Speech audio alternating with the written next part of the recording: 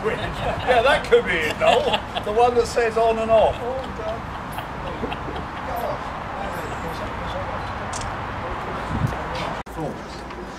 Of course, by the time you've got an architect involved and a mechanical engineer and safety officers, then they all want to put their profit in there. So. Roll cameras. Well, very good morning to everybody. It's really fantastic to see such a good turnout, and perhaps above all to see so many gratifying but also terrifying to think that this colloquium has been going for 30 years.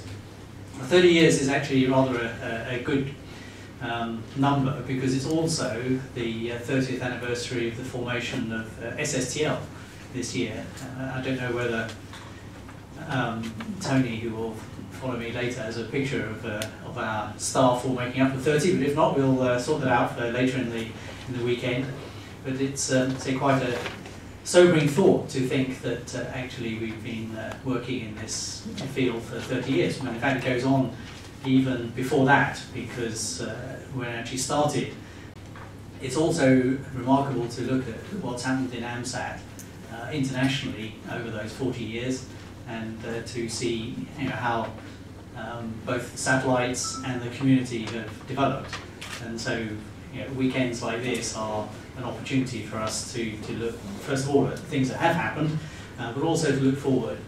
And it's very good to see so many active AMSAT groups worldwide who are now contributing to the amateur radio community in satellites. Honestly, this presentation is on behalf of the Qatar Amateur Radio Society on QARS. And it's about the first P4A, first geostationary AMSAT transponder in space. And then in early 2013, I got a phone call from the company AMSAT Corporation, the Qatar satellite company, and basically it's the information they had from their government. They want to build an amateur radio satellite. This would be the first geostationary payload, AMSAT payload. For most of the companies, they never heard about, or they probably heard about AMSAT indeed. We have a very good reputation, but they had no clue what kind of transponder they have to build. It was announced that the AMSAT-2 spacecraft will be built by Mitsubishi Electronic Company in Japan, Melco. So they are selected as a manufacturer, and they will also build the AMSAT payload. So it's not AMSAT, it's not AMSAT-DL.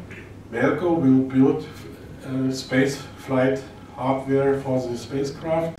So we had the first design meeting in Japan, in Tokyo. Also Mikio-san from JAMSAT is here, and we thank him very much because he gave us a lot of support during our stay there. And now we recently, a few months ago, we had the critical design review.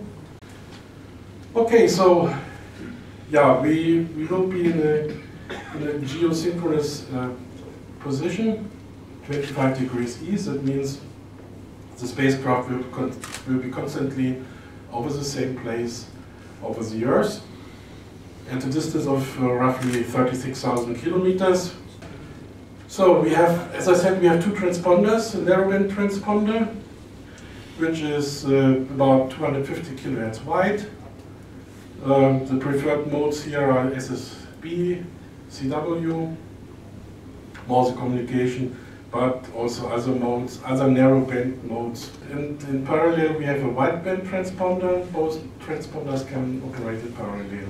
And each transponder has a dedicated TWT with roughly 100 watt output on expand. The eastbound is East Asia, and friends of ours in Thailand, for example, are very much interested in satellite, and they want to install some ground station for SHISAT in Thailand. So hopefully other countries we hope to activate, because Peterson asked how many users. Also we wonder how many countries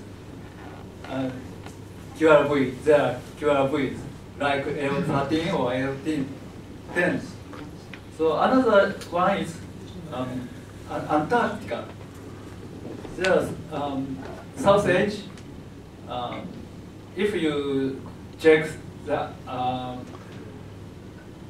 atlas, there's some observatory of Japan in south of South Africa. So we want to talk about such possibility with officials. We have to, of course, we have to make a lot of discussions with government, but that is very interesting. From snowstorm in Antarctica and very hot in Qatar, or many other schools in other countries, for like school contact or something like that.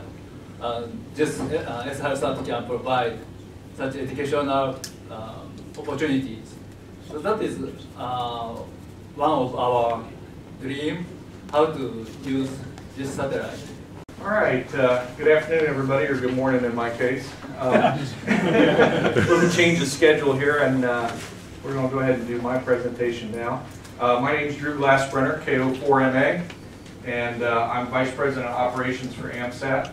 And if some of this looks familiar, I borrowed heavily from Jerry Buxton, our Vice President of Engineering's presentation from Dayton this year. We've got, can you believe it, 5 Fox satellites in production. They are truly cheaper by the dozen. and I really, Graham, I've got to say, I find it very humorous that our first 4 CubeSats were FM. Your first 4 satellites are transponders, and now both for the 5th we've switched. So Fox 1A, or 1, became Fox 1A when we decided to build a bunch more.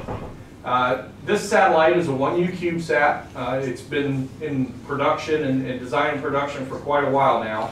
I'm happy to say that we've got 2 hosted experiments on board it. We have Penn State Erie has a MEMS gyro experiment that's actually built into the IHU, and Vanderbilt has a radiation experiment that we're carrying. Fox 1B.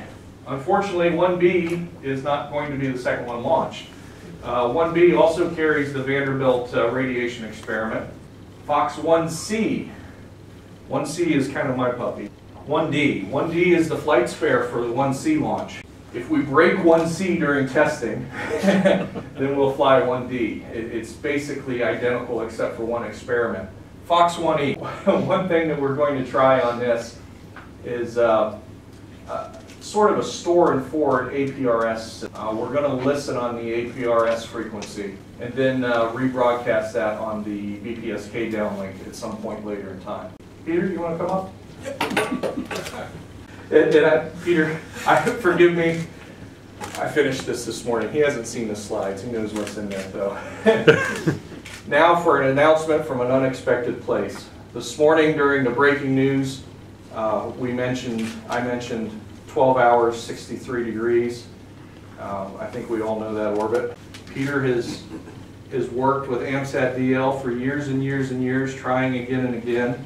AMSAT-NA was forced out of the game for a while. Luckily, we're past most of that. So in June this year, Bob, as a part of his job at VT, approached the U.S. government to launch Phase 3E. We test equipment for them, we fly dosimeters, and we show them how we do things. They said, yeah, we can do that. So in July, Bob came to AMSAT-DL and asked if they would give him and VT Phase 3E if the U.S. government says yes in the form of a contract. What did you say, Peter? Yes. Not only yes, hell yes.